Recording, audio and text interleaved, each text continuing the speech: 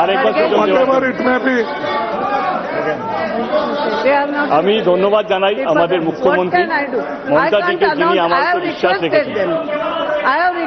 আমি ধন্যবাদ জানাই আমার লোকসভা কেন্দ্রের প্রত্যেকটা মানুষকে, যারা আমাকে ভালোবেসেছেন, যারা আশীর্বাদ করেছেন, যারা দোয়া দিয়েছেন, যাদের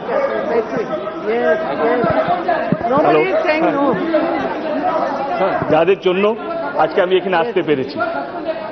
আমি যে বিষয়টা নিয়ে কথা বলতে চাইছি, সেই বিষয়টা গত 64 বছর ধরে সমস্যা হয়ে আছে। 64 বছর ধরে সমস্যা হয়ে আছে।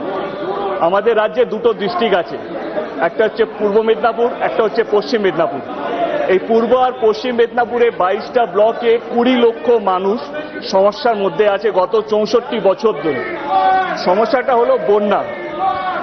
আমি বেশি সময় নেব না, খুব ছোট করে বলছি। I am saying that 1959 Mansingh committee first name the plan was name as Ghatal master plan. It took 20 years for the planning commission to approve the plan, and finally in the 1980 the plan was sanctioned, and in 1982 the plan laid the foundation stone. In the same year I was also born. I have grown up so big, the foundation didn't turn up to a Ghatal master plan.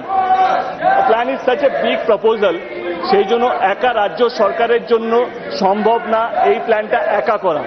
সেই জন্য আমাদের মুখ্যমন্ত্রী গত 6 বছর ধরে সমানে try করে গেছে আমাদের প্রাক্তন এবং বর্তমান কেন্দ্র সরকারের কাছে, যেন এই ঘাটাল মাস্টার প্ল্যানটা যেন হয়। আমি যখন দিল্লিতে আসছিলাম, আমার ঘাটালে কিছু লোক আমাকে বলল যে এই বছর বৃষ্টির পরিমাণটা অনেক বেশি, আবার এই বছর বন্যা হবে।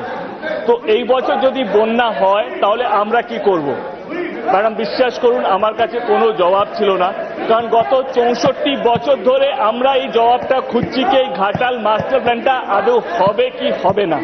আমি আপনার মাধ্যমে সরকারের কাছে জানতে চাইছি যে if this Ghatal master plan is going to happen, then when it's going to happen and how soon it's going to happen. Thank you so much for giving me. Thank you.